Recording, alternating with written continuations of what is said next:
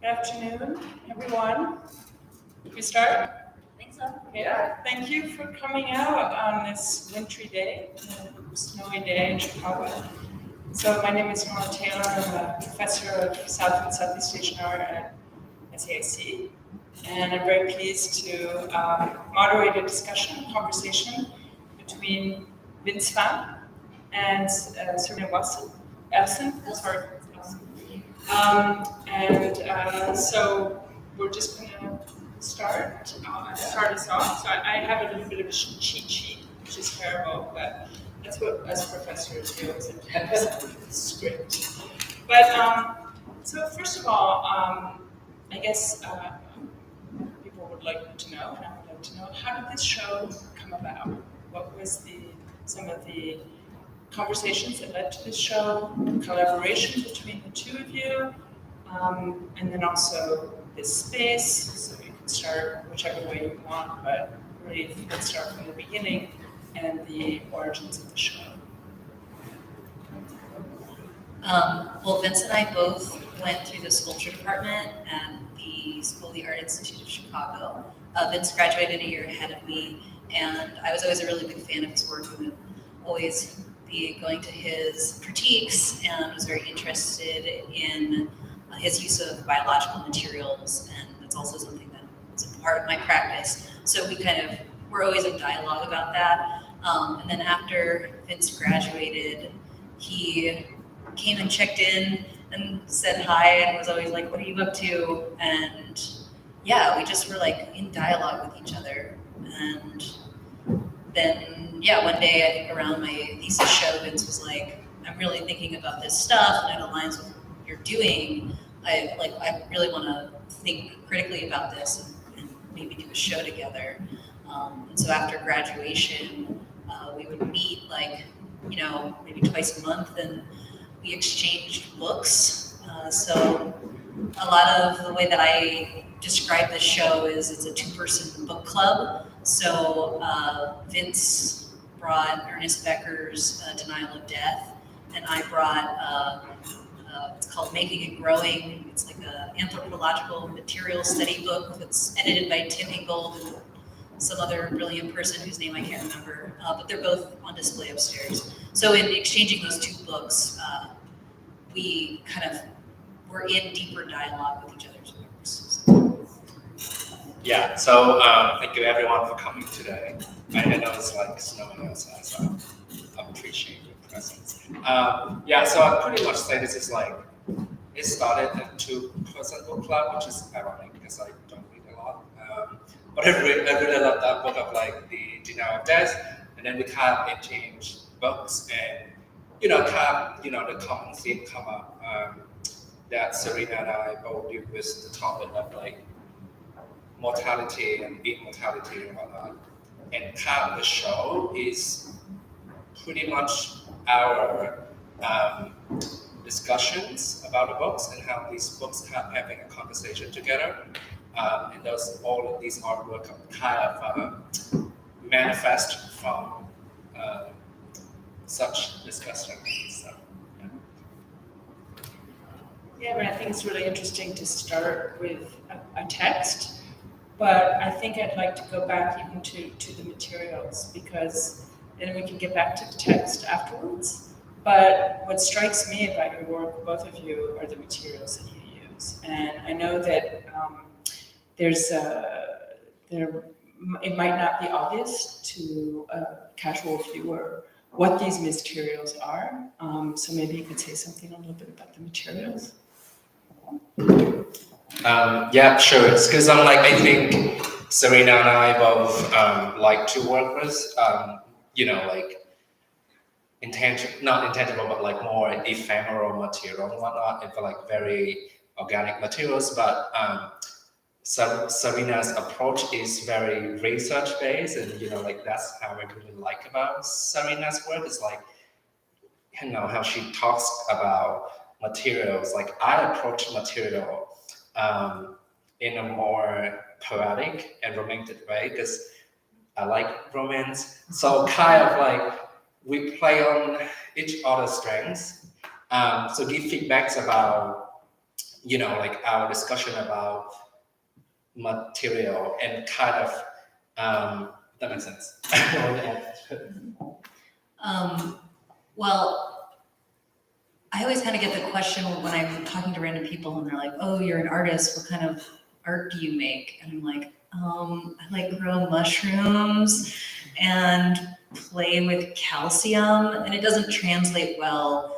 And so I think like this work is like a culmination of all of these different materials that I've been playing with that are these very they're very slippery materials. I find them very interesting. I don't just work with mushrooms because I like mushrooms. Actually, they give me asthma and they're really gross. But I'm just obsessed with this, the like conceptual nature and kind of the dialogues that one can have with these decomposers, specifically the reishi, which has this, talking about research, has this 2,000-year history within ancient Chinese medicine, but it's still a gimmick, and we call it this mushroom of immortality. And there's just so much meat there that I just keep finding it coming up, whether it's through this work, the more serious side of my practice, or the curatorial stuff with Spakor, which is very much leaning into the gimmick or something like that. But yeah, so like I would say the materials here are the body of the mushroom, the immortal body of the mushroom, the tea that everyone's drinking, which is again the body of the mushroom. Then we also have Vince's meat works, which are wonderful and bizarre, which I'll let you talk about. We also have the bone, which is like the synthetic calcium mixture here. That's also the pedestal in the front room. And then we have the urea crystals on the body, the hero at rest. And so all of these materials are talking about the body or embodied in some way, whether they are, like urea is a salt compound that we produce in our urine, but it's also a synthetic version of that. So that gets into some interesting historical stuff, and the bone and the meat, the flesh. Yeah, I feel like, but also kind of, like in another angle, we like to create stories or narrative with material. For example, that's why, to answer your question of like, these material don't look, like right away that what they are. So, when you're building a story, for example, like the way how a viewer first approach the piece, approach the material, is almost like the introductions or like the first impressions. And then, once or if the viewers get a chance to discover, what material they are, that's the climax or their reaction of it, of like, oh my God, this is meat, whether that's, like they get disgusted or excited about it. Or when they discover like these weird looking, it's mushroom or bronze, like the reaction that, evoke from that, like discovery is the climax of the story.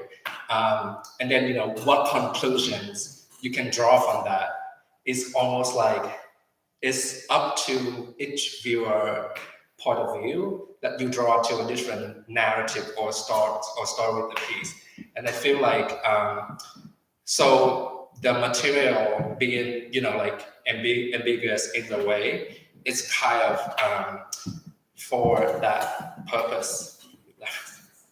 I mean, material is maybe too broad a term, right? But it's kind of what we start with. Artists make something out of material.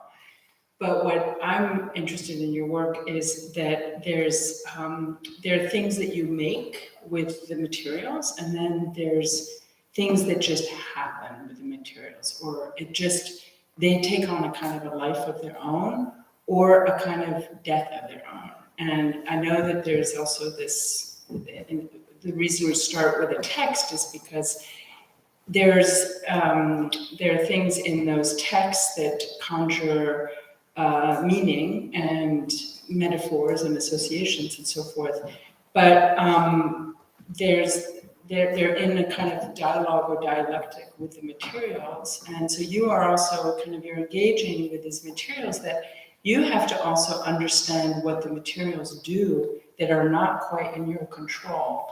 But both of you are interested in this process of decomposition, decay, embodiment. I mean, there's so many associations with bodies and ideas of the body that can't be captured with the word material. So to talk about material is going to be futile, but I feel like you have to start there to explain kind of what is happening in your work. So Vince, you said something about romantic. I want to pursue that a little bit further because, and then we can get to something else that Serena said, but tell me a bit more about romance. Oh, okay. Where should we start? That's the question. So like, what angle? Okay, so romance, and also in my point of view, dealing with the material is look at I call it like the collateral beauty. It's like contrast with like the collateral damage, for example, of like how you see a piece of meat. It's whatever how you see it. Whatever emotions that thing can provoke you. Like I think of it as like I see the beauty in it, like the grain of the meat, and how kind of like these material like dry out to a very beautiful texture, and then how one person kind of interpret these per se like not very traditional beauty is romance, if that makes sense. Of like I think for me okay. So for example, like creating all of these meat sculpture, for example, I feel like that's my romance with flesh. And also I like how I see like hair fall down the scenes. At first, I'm like, oh my God, because when I have long hair, that's like, kind of traumatizing me a bit, because I'm like, oh my God, I'm like, my thing is just dying and letting go. And I'm like, now I feel like, oh, I have more hair to make stuff with. So instead of seeing as like a part of me dying, I see it, the losing hair is like, I just have more material to work with. And kind of like that's how, like a lot of it is not explicit in the piece, but like if you, take a peek a little bit longer, you can't see my hair in the thing. Yeah. Yeah, it's also like here, the corpse flower, it sounds like a strange juxtaposition, corpse and flower. So what you're saying is that there's romance when these maybe not natural juxtapositions of things take place between the materials. Okay, and then I know that we've had this discussion before between the three of us about vocabulary too and words. And Serena, I feel like you have really interesting ways of describing what you do with specific words that you choose to use and which ones you choose not to use. So so how about would you describe kind of the process of what is happening with your mushrooms, with your wish? Okay, so I guess one of the ways that I think about this show, because there's like a lot going on, is that I really think of it as trying to discuss biological cycles and when those cycles stop. So it's not like it dies, that it literally becomes fixed in whatever point it's at within that cycle. And so whether that's the meat becomes stable and it no longer can rot, or the body of the mushroom that's at its peak sexual reproduction phase where it would start sporating is then transmuted into bronze. And that's kind of this central point of focus in the show, in that when these objects become fixed, they're no longer objects, they become tools, they become something other. So The name of the show, Devil and the Witch, comes from a woodcut in one of the books, and the full name of it is A Devil and a Witch Make a Nail to Make a Boy Lame. And so it's this mortal and supernatural collaboration in making an object that can affect natural growth. So this nail, right? So what is the function of that nail? Well, it's probably some form of like Catholic propaganda or some sort, right? But it imbues power beyond the actual object. And so the reishi for me in this show leans really heavily into their colloquial name, the mushroom of immortality, which comes from, imperial emperors of China would drink this elixir that was made of the mushroom tea that you're all drinking, but it also had lead and arsenic and a whole bunch of other things that clearly were not good for your health. And the idea was not that you would drink this tea and it would make you immortal, but it prepared your body, your mortal flesh, to ascend to the plane of immortality. And so it's only through destroying the body, the mortal flesh, that one can attain kind of this hypothetical projection of immortality, which ultimately immortality is a projection of our own lacking of it, right? And so the mushroom here kind of asks the question of like, how does one make something so biological permanent? And it relies on traditional historical art materials of like, okay, well, you make it bronze, right? You turn it into a monument. So it's doing that, but it's also then soaking in a pool of its own flesh, the tea that you all drink, and that has a tannic quality. And so it's actually slowly kind of creating these pools of these rust or corrosions, which at the opening of the show were not there. It looked very different. So I'm very interested in kind of these moments of creating like fixed states, but then also revealing that even these fixed states show that they are truly not fixed in this corrosive cycle of how the body functions, or the embodiment of the material within kind of the gimmick of immortality. Yeah, immortality. There's a long history of humans wanting to be immortal, right? We have Egyptian pharaohs mummifying, creating mummies to keep the body. And there's, and you mentioned Chinese emperors.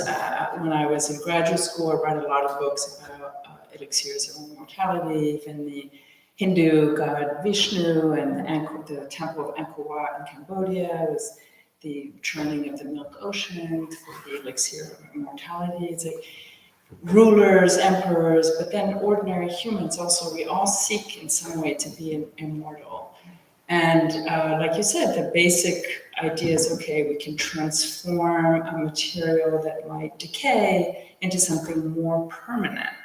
But does that make it immortal? Like there's, in Buddhism, there's impermanence, and there's accepting that things change and things decay, and that they will be replaced by something else, and that's cyclical. But yeah, I'm a little bit curious, and Vince, you have also your own relationship to the idea of an embalmed body, or a body of a leader from a particular country that you're from, who's been made immortal in some way. But is he? I mean, I'm curious about this word immortality versus permanence, because immortality does have a different connotation. And so I don't know, do you want to talk a little bit more about that? So one thing that we talk a lot of, like, if you came here and you talk to me and studying that, for me, I use the word death a lot. Serena doesn't, and that for a reason.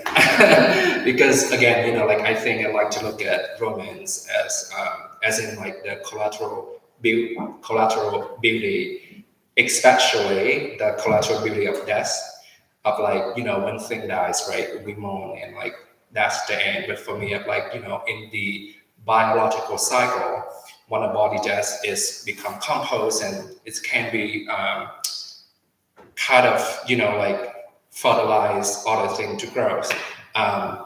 so there's, also in that book is like, it's called like the ecology of death, and kind of talking about, when the corpse and or deceased body die and how many new culture or new like micro bodies can grow from it.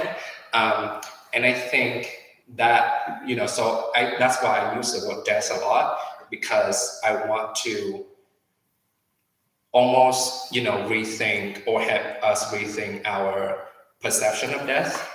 And that's why I use, meat a lot. And these, like I call these sculpture, like the chandelier or the corpse flower, as objects in waiting. And in a way, like they are, death. But they also have this thing that can be burned, of like the sandalwood can be burned, and the candles can be burned as well.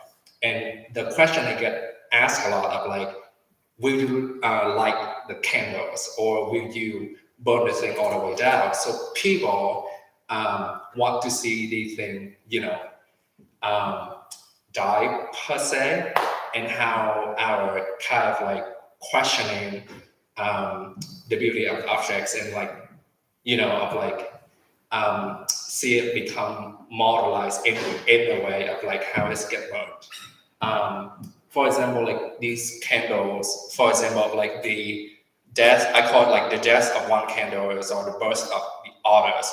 So the candles at the bottom, it was upside down, and when it's burned and then it's died, the wax kind of melt down, and it's created the other candle on top. So that's my, kind of like integration of death, of like, death is also a venue of rebirth. Yeah, I mean, death, some cultures don't believe in death. There's just the death of something maybe, but it always gives birth to something else. So therefore, it's never finite. It can't be finite. Even we think of death as just one stage in life, right? Or it's inevitable and so forth. But we also think of death as often mistakenly, perhaps, as finite, which is maybe why Serena doesn't always like to use that. It has different connotations, for sure. But what you described, you don't mind using the word death, and yet you're also talking about things that actually do become transformed and therefore take on another life. So death is not the opposite of life. It's not, it's just also one process. So maybe that's why you use it more freely. But there's also this concept of, a lot of, we're almost, next month will be Lunar New Year, where I know in Vietnam, they eat food that has longevity, long life. It's like going to prolong life, which is not quite the same as immortality, but mushrooms are always consumed because they live longer, they don't perish so quickly, they become dry. When you eat dried food, you have dried meat, so there's I don't know, it seems like there's a lot of oxymorons going on here, like prolonging life or actually allowing something to die. Or is there mortality versus immortality? And so I don't know, Serena, you want to talk a bit more about your vocabulary with these things? We only discovered that I didn't use the word death, and Vince exclusively used the word death like 3 days ago, which was really interesting. But yeah, I think that the way I approach this is I don't think about it as the end destination of death. I'm thinking about it in cyclical terms and really focusing on the conception or like the projection of immortality, right? Like we have no thing we can point to and say that is immortality, right? It really is a construction that we've invented that reflects our own lacking, our own mortality. And I guess that like the way that I think about that is there's implications of that, right? So that's like a cultural thing, has cultural implications has political implications. It also means that like we are holding on to something that like why? What is the function of that? And I see that play out in things that have the perception in that they are perceived to be inevitable, right? Immortality and inevitability kind of go hand in hand. So one could say the example of like capitalism perpetuates in a way that makes it feel like it's inevitable or it will always ever like exist. And I disagree with that, right? That should also be allowed to die. It is not inevitable. We can cast capitalism in bronze, but it still is susceptible to corrosion, right? There's a level of maintenance that is required to institutions such as capitalism. You can swap out capitalism with a whole bunch of isms. And so I think this is like part of a larger critique for me in saying, you know, I'm really interested in investigating the materiality of these two opposing ideas that I don't actually think exist, which are mortality and immortality. And so one of these early investigations that I did is like I asked the question like, where does this even come from?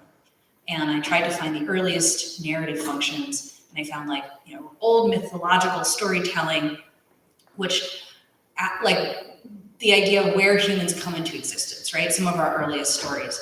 And it's really common that they imagine the body as two different materials. There's the eternal part, which is the bone, and then there's the flesh, which is the mortal. And if you eat the flesh, then you are then susceptible to mortality. That digestion, when you eat the flesh, becomes the application of time on the body. And because you eat and digest, you have intestines, you experience the passage of time, you poop and you pee, and you age and you die. And this made a lot of sense to me. I was like, wow, okay, this is not where I thought I was gonna end up. But then it also gives you the example of the bone, right? The thing that's left behind. And in a lot of really ancient ritual sacrifice, they would take the bones and they would put that on the fire, and that was burned. The essence was breathed in by whatever thing they were worshiping that was eternal. And so I think it's just really interesting the way in which materially we start talking about these things and things get portioned up and the level of maintenance that then is required. But ultimately it's like, for me, death is, you know, death would be so great if we can get there, but like we can't, we're still dealing with the implications of these ideologies and how they function. And that's, I think, for me, what my work is pointing to. Not necessarily specifically like the death of the meat or the death of the mushroom, but what is the maintenance that is required in order to kind of have the discussion of ephemeral versus permanence. Yeah, you used the word symbolic immortality, which I think is really interesting, because then it puts it in a realm of not of impermanence, no, not to, for lack of a better word, but it's not fixing it in a specific condition, and which I guess death has too many associations with it. So it opens it up to more possibilities. But I want to, you know, being influenced by reading like you were, you know, it's interesting to go right to a textual source to understand things, which is what us scholars do also all the time. And I remember being very compelled and at one point in my life by readings about alchemy. And because it explained how humans wanted to create a substance or something out of something else, right? And they could only explain it by some sort of pseudoscientific terms. And so I, you know, when I think about your mushrooms turning to bronze, I know you made them bronze, but it's almost as if they just turned to bronze. So I don't know if you want to, I know now we're going back to materials, but now that we've had this discussion about terms and death and processes and transformation and bodies and embodiment. Maybe we can go back a little bit to materials about what now that these works have been sitting here for a month or more, they have all been transformed in some way by being in this space, by you've given them a context, but also allowed them to morph into something slightly different that maybe was unexpected. So I don't know if you want to talk a bit more about what the work has now become now than it was when you first started, when you first made the piece. I think Sure. Well, we've been talking about it as like a calendar. That so the Immortal Bath, this piece here, which has both dehydrated and then also created this these moments of corrosion that have added this kind of rust brown color. So at the beginning of the exhibition, for folks that didn't see it, the bottom of this pool was jet black. And people came in and asked, they're like, oh, are you going to keep refilling it? Are you going to clean that? And I was like, absolutely not. Like, this is the work doing what it's doing, but it becomes a calendar in showing the passage of time, which is very much like one of these very important things about the show. And the other material example of this is the flowers, which were installed the day of the opening, which was December 2nd, I believe. Yeah, December 2nd. And have slowly desiccated. And I think Vince added a couple little sprigs to add some color today for everyone. But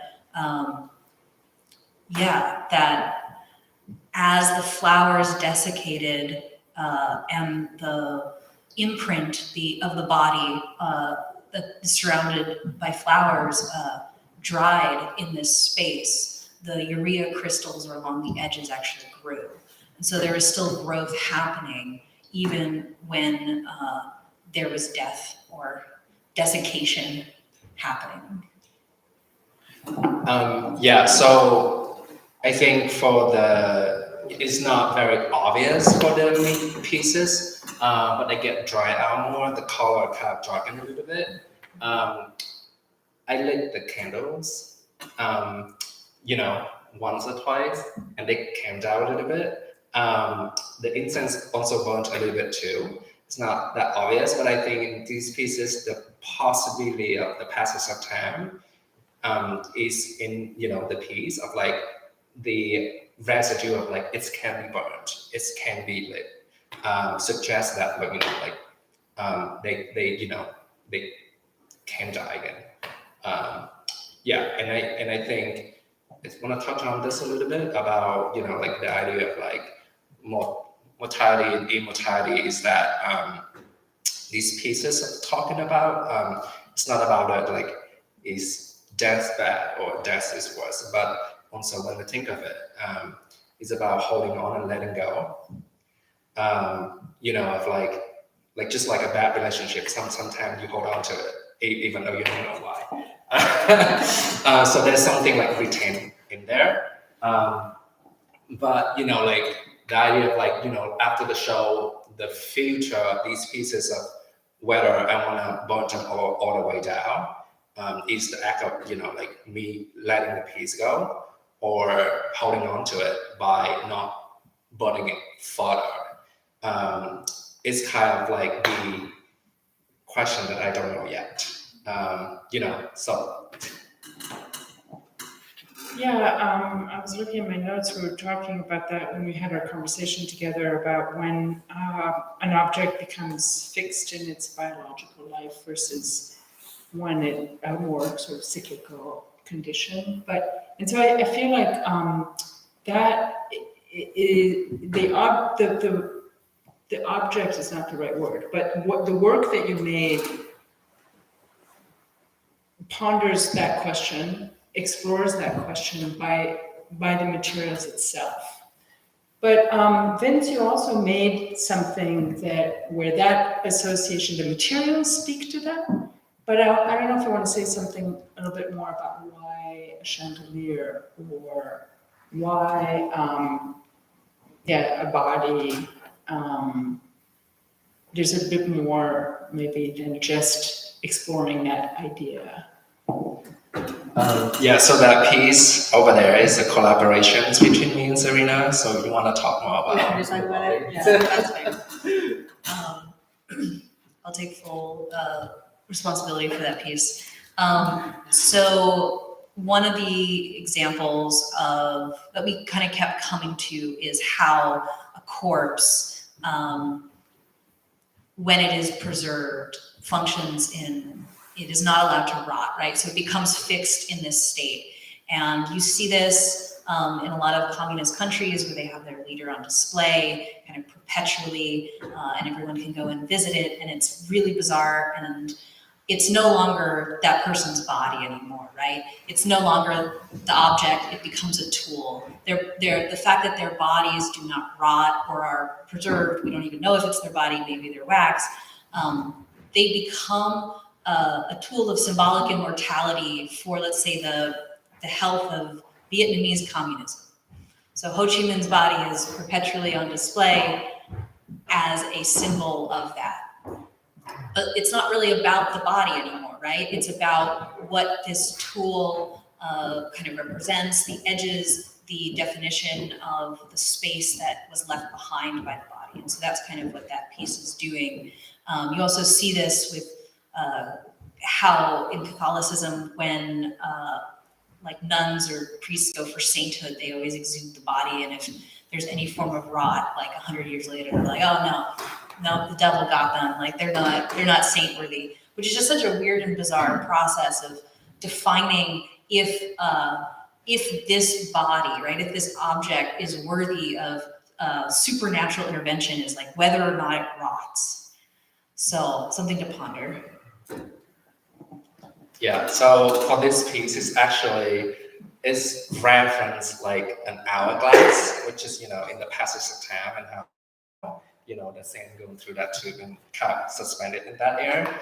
And in a way of, like the candles kind of do that, right? So this thing was like once flipped upside down. And then the main candles, and you can see the wick still then, is, they got burned and they go all the way down and create another candle. And now they flip backwards. And they can be burnt again. And then it's gonna keep creating more candle and candle as it flip back and forth. So it's referencing that and like how the word hourglass, the glass, is reference to the vessel of the passage of time. And I kind of replaced the word glass with our body, which is flesh. So I call it more like an hour flesh, an hour as in time. But when you say it, it's also sound like we say like our flesh. So yeah, our flesh is burning. So burning the flesh, yeah. It's interesting because you have a lot of flesh in your work, and then to go back to Ho Chi Minh, that representation of him as one visits him. There is no flesh. How could there be? Because you're not allowing it to rot. Therefore, there's no flesh. So that's maybe why people believe that, like your example of the saint, people believe that he's really there. Perhaps precisely because there's no flesh. It's like it's like going to visit the relic of the Buddha. You have to believe that is actually his tooth for you to venerate it. And so I think people have to believe not that there's flesh there, because that would be ordinary, that would be mortal, but rather that he's immortal. Therefore, it's something else. It's some other material. So it's very curious. You can't even think about the materiality. It's a freezing cold room. It has no odor. There can't be any association with actual flesh for people to believe. It's his clothing, it's his hair, it's something else. So it's very bizarre. It is a bizarre thing to contemplate. But what you've done over there with your body is is almost the opposite. It does have actual biological material, right, urine, but also you made a mold of your body, right? Is that, or someone's, it's not yours. Okay. This had nothing to do with this. Yeah, I have nothing. That's good. yeah, no, it's interesting. I think this, I don't know if anybody has, do we open up to the audience, or do we want to say a bit more? Yeah. I think I wanted to say a little bit more about the word, whether or not we believe, and pretty much, in the denial of death and on its back too, talking about the cultural and economic system create this like symbolic immortality as a way to cope with the fear of death, right? The death is, death is not only like the physical death, but death as like a dying, I believe. So whether or not when we see a relic, for example, or the form of a body, is for me sometimes feel like it doesn't matter if we believe it or not, but we almost like believe it's a choice that we make to cope with a certain thing. Because like if I choose to believe that relic is belong to Jesus Christ, then it proves that his presence was real and the whole thing is real. It's like if I choose to believe, the Ho Chi Minh body is real and it's not rotting, or believe in, his ideology and whatnot, that is maybe he becomes a saint. So just want to touch on that. Yeah, no, that's right. And actually, I do have one more thing that I wanted you to talk about, which, and want to acknowledge Claire's space here. Thank you for hosting this show, first of all. Yeah, yes, thank you. But I want to speak about this environment, this space here, because this work fits so beautifully in here, first of all. But I don't know if you want to talk a little bit about that, the space that we're in. I think early on when we were coming and looking at the space and trying to imagine the show, we came up with the idea of having all the works feel embedded within the existing architecture. And so for these, they're basically basins, they mimic the same baseboard and the wall and everything like that. And then of course the classic, the frame for the portrait, was the day of my life and doing this woodworking to book match everything. I think this really comes out of this idea of like, we're not just talking about these specific objects and these specific historical moments. We're talking about the larger implications for these ideologies and how they become embedded in structures, in society, in the way that institutions function and affect policy and the way in which we move through the world. And so one can't necessarily just have an object outside of that system. They function within the system. And so kind of relying not only in making a very romantic space in the exhibition, but relying kind of in that presentation to have viewers ask, was this always here? Which we got a lot for people that hadn't been to the space before. And that I think really speaks to like the execution of that as successful. And this is like another thing unique about the space is, all the wooden walls or the floor as well. I feel like we hang in a body because like before wood become material, it's a part of a tree. And it's, we want something that, we wanted something to feel like it's embedded into the space in a way of like it's stay here permanently, because it's like so specific for the space.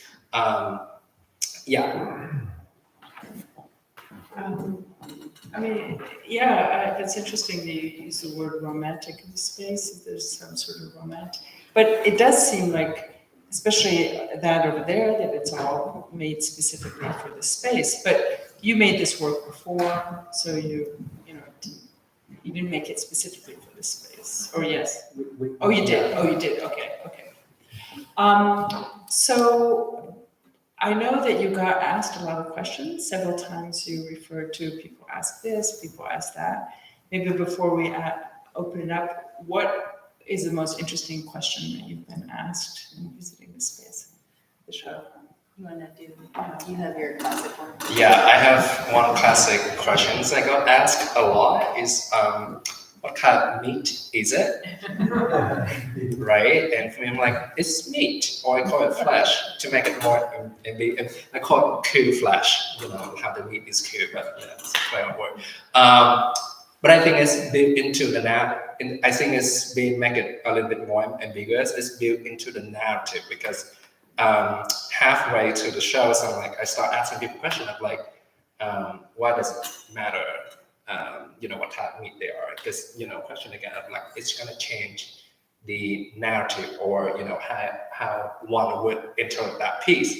And I think it's built into this notion of objects as stories teller in a way of the narrative one person can have with the piece. So I'm make it, you can say what meat you want. Maybe it's my meat. But that's one of the questions I got asked a lot. Something found. I think it's the piece of story. Yeah, we have to let it go. That's what I'm trying to do. Right? To let that thing go. Maybe it's human flesh. Maybe, you never know. And another question I get asked a lot is, is the incense gonna burn all the way down, or am I gonna lit the candle again? And I think those questions are important for me to even keep the answer more ambiguous, because it's create a different outcome, whatever conclusions you can make up, for the piece or its future, because it's fixed, but it's not supposed to be fixed forever like that. Do you have one favorite question? People ask me about the bone and the urine. For those that read the material, otherwise they kind of miss it, but then they're just so confused, and I'm so happy to answer about why I work with urea. But yeah, I think a lot of people kind of miss that, and it goes. I explain the process of digestion and how our bodies are being implicated in this work, and that we are aging, we are experiencing time. So the conversation of this work very much is has a direct relationship with our experience. And so urea is really fascinating in that every time we pee, we are producing this material that is a naturally forming salt that helps fix nitrogen in our body and everything. But has this fascinating relationship with agriculture and warfare as well. And Brian helped me figure out some of which I knew, but I took your book suggestions, and so I'm working on them now. But urea was the first material that a chemist figured out how to make a synthetic version of. And so when this happened, it was a complete paradigm shift. It's literally the birth of organic and inorganic chemistry comes from urea. And previous to creating synthetic urea, which is what is over there, there's not actually any urine. Everyone would pee in vats and they would dry it and collect this salt. And that was really important for a bunch of industrial processes, including textile production, clothing dyeing, gunpowder production, fertilizer, kind of across the slew of traditional industrial processes. And so when a synthetic version of it became available, all of a sudden the biological cycle, how much the population of people peeing in one area could produce, no longer was in place. They could produce at any scale they wanted, right? It's kind of like a cornucopia chemical. And so I thought it was really interesting to use this in, talking about a body of a, fallen leader of a major country, in that you're talking about production of food and you're talking about production of warfare in any scale, and and that it still links to the body and the aging of the body and kind of all of these things semantically and materially wrapped up in each other. But it's like a precursor to AI. I mean, if you follow my logic, to synthetically produce something that the human body makes is the beginning of a long road of artificial humans. And that's exactly what Ho Chi Minh is, an artificial human, because we know he's no longer biological. What? No, but I think it's fascinating. And I think that this is, when I was talking about my interest in alchemy, it's kind of this idea too. It's like, wow, okay, humans are making something that out of something that happens, but they're transforming something that may happen naturally, a kind of process where they're making artificial something that could happen naturally, something so humans' relationship to materials, of course, is infinite topic, but I think both of you have really found such fascinating ways of working with these materials, but that also prompt us to think so critically about humans and how we live and how we die, and these are such profound questions, so thank you. So I don't know if anybody in the audience has your own burning question after these two favorite questions.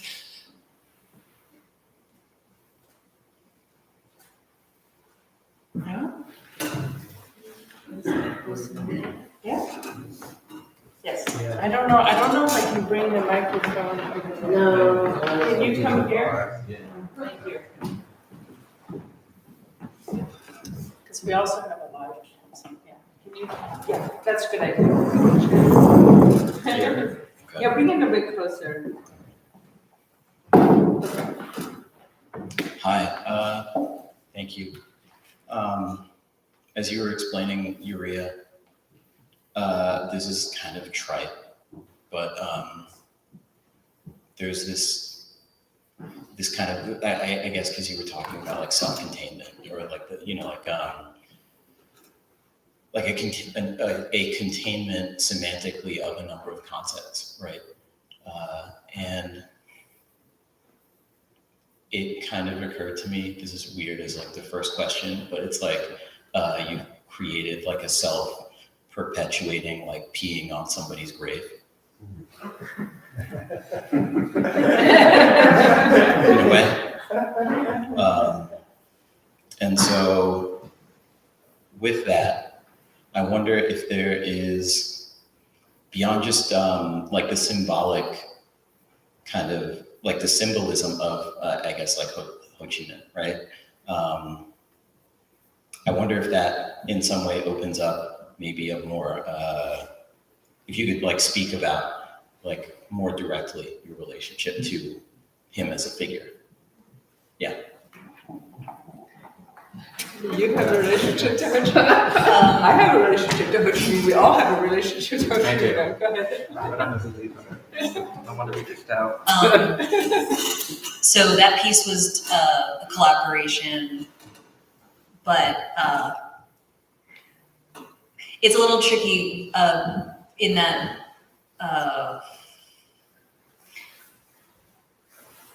I think we can talk about it.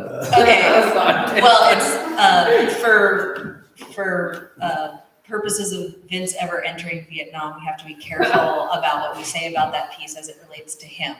So I am taking full responsibility for this work, even though it was a collaboration that we designed together. Vince is from Ho Chi Minh City. And I would say that Ho Chi Minh's body was a central object that was in discussion when we were developing the show. We kind of kept coming back to it as an example of this.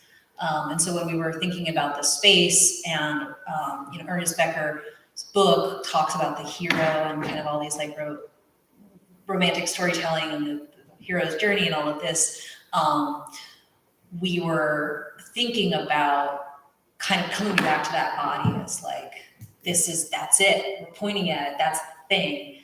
And so in making kind of this bone portrait, right? And then the body, like these are two things that you would see next to each other in one of these political spaces of seeing the body.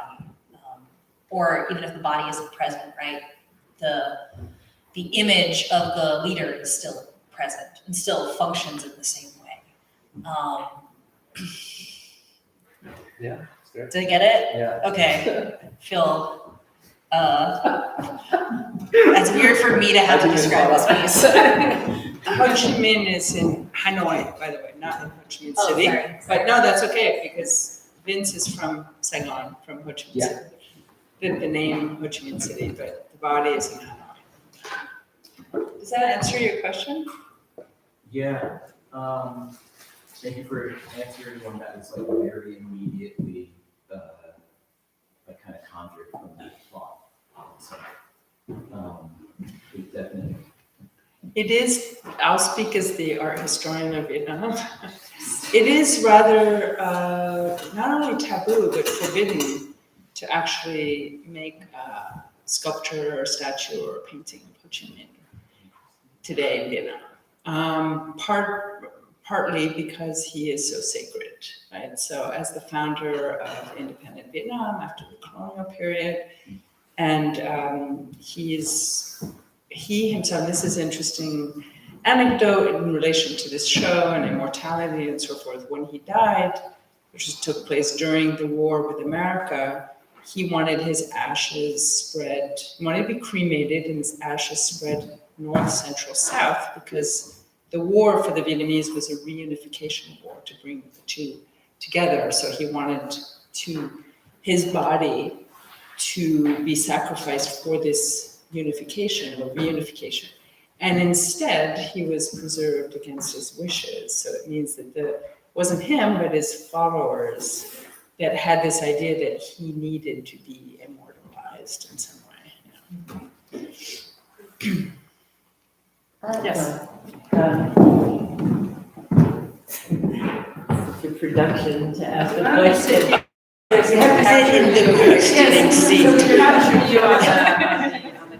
Oh, hello. Sit there, you can get captured on the camera. I was just thinking how I think some would say the very origins of art are negotiation with death. I mean, when you look at so much kind of ancient and tribal art, and I'm thinking of, Egypt. It's like the whole thing is an edifice to this unacceptable thing, death. And so is the Catholic Church and Europe and all that art for so long. And why was I bringing that up? Because I was wondering if you felt yourself in that tradition. But also, wait a minute, I think I might have a note in here that says something else. I was also thinking about how with cycles, at the human scale, I'm thinking about scale, you talked about scale, and at the human scale, people die. But if you back up and take a bigger scale, we are part of an earth metabolism. And so in a way, it's like a small vision that sees us as dying. And these are just some thoughts that you made me think of. But I have a whole notebook of them. I really appreciate it. I don't know if you want to comment on that.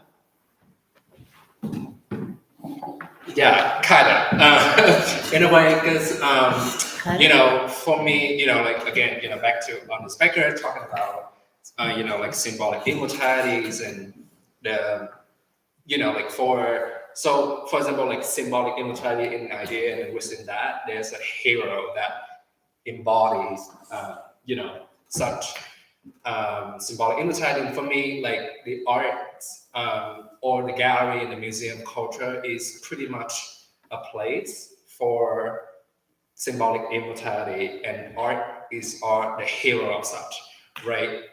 When you see a painting of the Mona Lisa, for example, when you go there, you expect to see it as is, like as it was 50 years ago, like nothing changed. And we spent so much time to preserve art because that's the essence of humanity. Like we go there, we admire them, like we're supposed to be silent, almost like in a temple per se when you go to a museum. And, like at least in my practice, or all these pieces, I call them the hero of mortality, because the fact that like people want these to burn down or want to be lit, change the conversation how we see art. That perhaps letting them age is not so bad, because I think especially with fashion, for example, the Metropolitan Museum of Art in New York, like they have the whole custom exhibits and things like that. And there was a piece from Schiaparelli back then, when we first discovered plastic. She made this piece, with all these like transparent necklace and all these like insects and stuff like that. And believe it or not, plastic or anything with synthetic thing or taking time bomb for museum to collect, because they don't know how to preserve that. So these necklace type, like they get like become a little bit yellow, or they become like not as pristine and anymore. So like the fact that like we when something age, when a material age, it's become such a taboo for the art whole culture that, and I'm thinking how much of it dictate the way we make things to be worthy to be, in the museum, for example, of like, maybe because of that, pieces that we don't know how to preserve will not get selected or will not get the recognition they deserve, because they are a ticking time bomb in a way of like, they will age, and that's such a taboo. So yeah, in terms of that, for me, the arts are always the hero of symbolic immortality. And I think both, so Rob and I kind of like change that and at least see the beauty in aging see the beauty of when an art would age. And the question that like people want these things to, get burned or get lit, I think in a way is the start of that conversation. Yeah, I completely agree. And, an example of like the mushroom, right? There's no art institution that has a major collection that would let an actual mushroom in the front door, because it is literally the thing that they spend a huge amount of time and energy and labor in maintaining humidity levels and mold meters to prevent these objects from entering. And so even though, like what you're saying, Claire, that like the art, has a relationship with death, the actual decomposers are not allowed to be a part of that history, right? It's so typical. But like, where would a bronze mushroom grow? It would grow in an art gallery, right? Like that's how that is allowed to enter the space. So yeah. Well, the aberration here is the museum. Okay, so artists may have had a relationship to death for forever, but the museum is a more recent institution, and the museum is kind of the anti that. So I think museums, my personal beef is that right now museums have got to change anyway. So as institutions, so bring in more mushrooms into the museum, bring the house down. Yeah, I mean, one of the ways that when I approached this research was asking like, what even is a contemporary immortality? Like what would we even point to? And the closest thing I could think of is the museum, right? It's the collection, it's the things that get preserved and maintained and that then becomes the history, right? But that's not real, right? Like a museum can burn down, a museum can have a flood, as we've seen with the Art Institute, right? And so then we kind of are pointing back to the fact that these really are constructs, and anything that requires maintenance is not truly immortal. And so there is a susceptibility, there is a porosity to these spaces that I do one day hope actual mushrooms can enter the front door, but TBD. Yeah. Well, talking about maintenance, for example, like is the maintenance of art within art culture, not only the museum, is also the almost like the celebration of death, because even like I love earthwork a lot, but I also critique a lot of earthwork.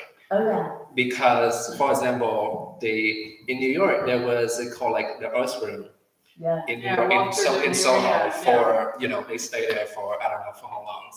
But you go there, you see like a room just full of soil in the middle of like buildings and stuff like that.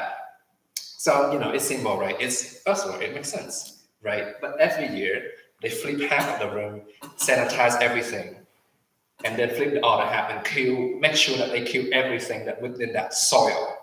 So, that soil for me is pretty much death. There's nothing in it. And we don't want anything to the essence of life even within it. But the earthwork, right? So like, it's, for me, it's even like exceed the museum thing, when we really want to face it. It's our culture, and like in a way, like if our artwork can even start a conversation or change it, I think it's worth it.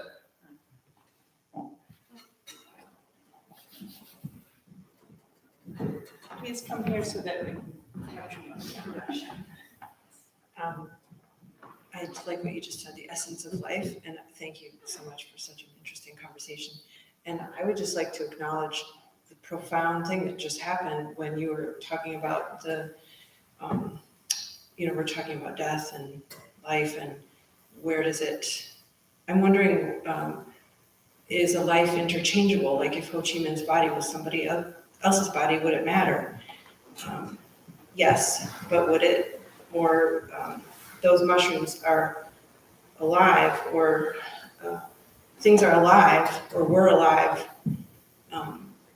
But the meat, when I first walked in, I thought, when we have a lens that thinks about somebody's body, they care about their life, that I am so curious of why do I care who that was, that where does it end life, from a human, if it's my meat or if it's cow's meat or a pig, or they had babies and cared.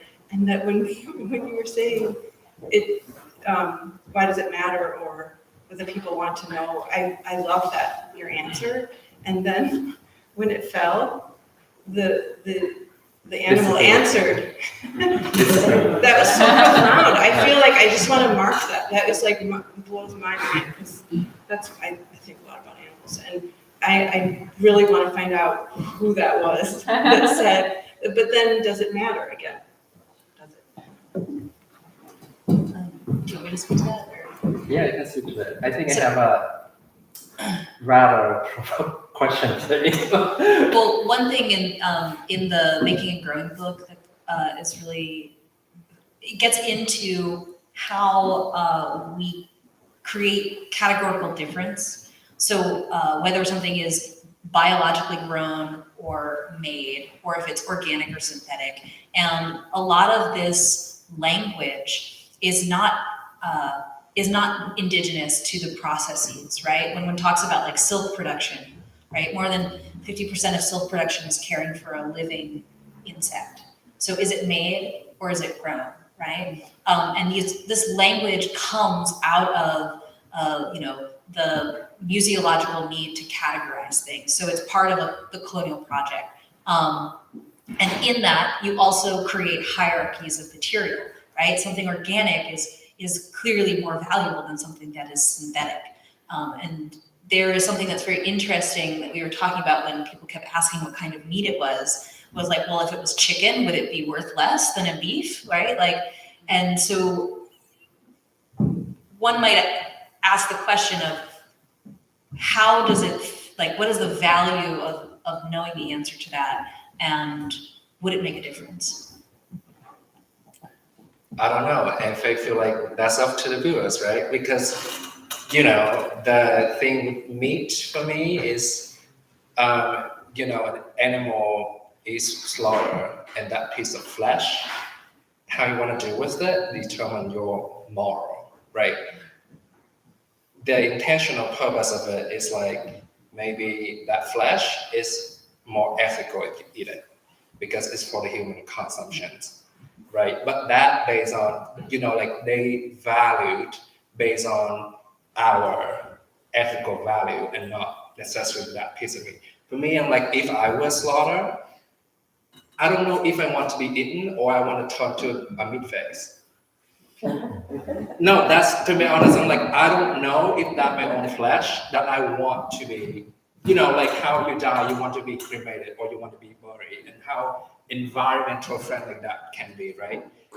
If I was slaughtered, like, I don't know, like if I was turned to the meat face or, you know, piece of art, or want to be consumption or buried, I don't know that answer. And but like I think that put into, you know,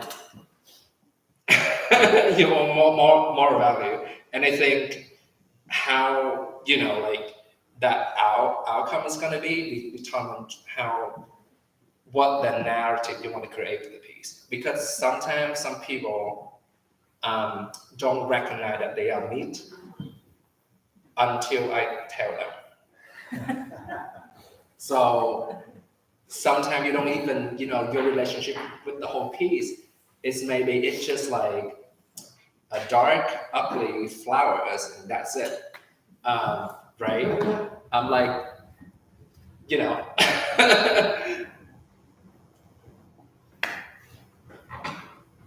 Any other? We also have a very strange relationship to human meat versus animal meat, right? Like you talk about conception. And when I was younger, I remember these stories of, you know, cannibalism or people forced to eat human flesh, and that is, you know, the worst, like most horrendous, horrible, horrific to eat human flesh. I think I think one more. I think a lot of people ask me like, whose hair is it? And or that is like, is that your hair? Like, does it matter if it's my hair? So no, you know, like even though, you know, like even when people recognize it's human hair, you know, people want to know more and dig deeper into such material, which I find very interesting, because no one asks me what type of flower they are. They are fresh flowers. No one pay attention, right? But something that like resonates with us, like meat in hair.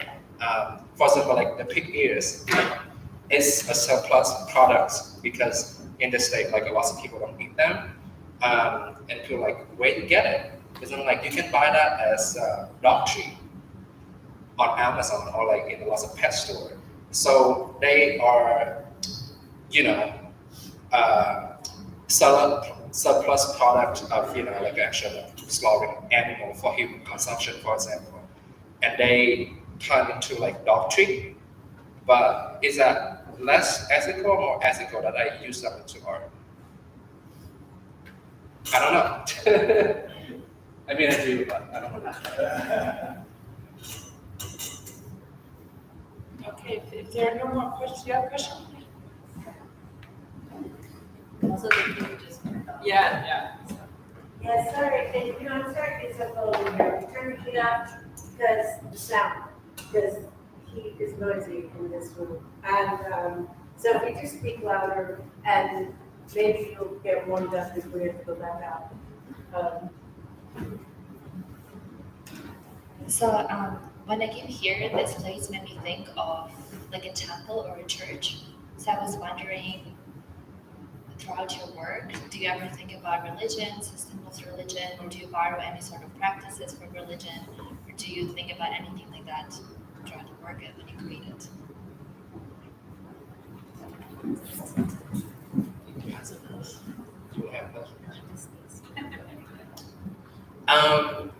If I say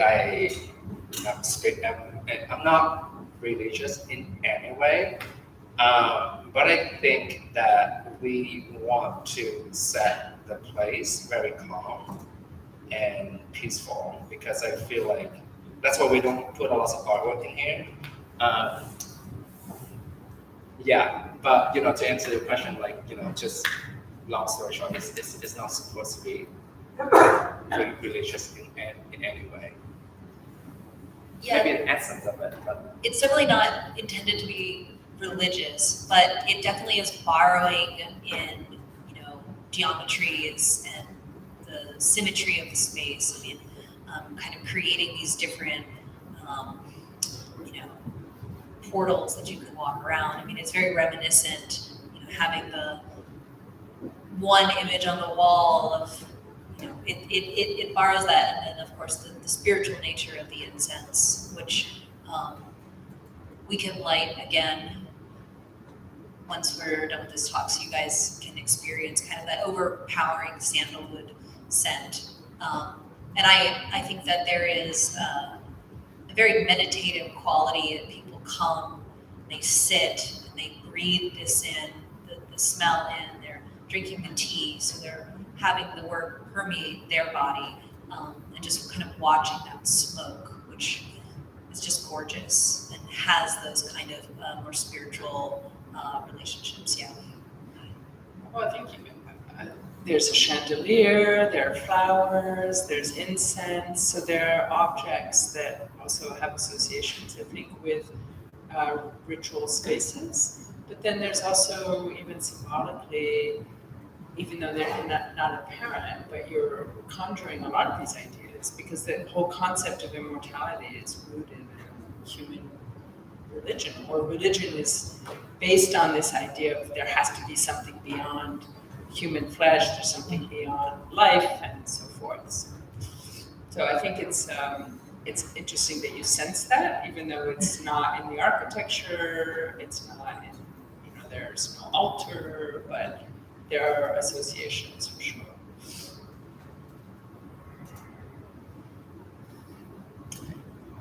So that's it. Well, thank you so much. This was really great conversation.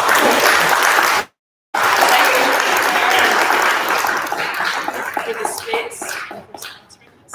Yeah, thank you so much. And thank you everyone for coming. There's lots of hot tea upstairs if you're feeling cold. Yeah, Thank you the for room coming. will warm up really fast, and it's warmer upstairs. I mean, so feel free to hang out and get warm again before you have to go out in the snow. Yeah.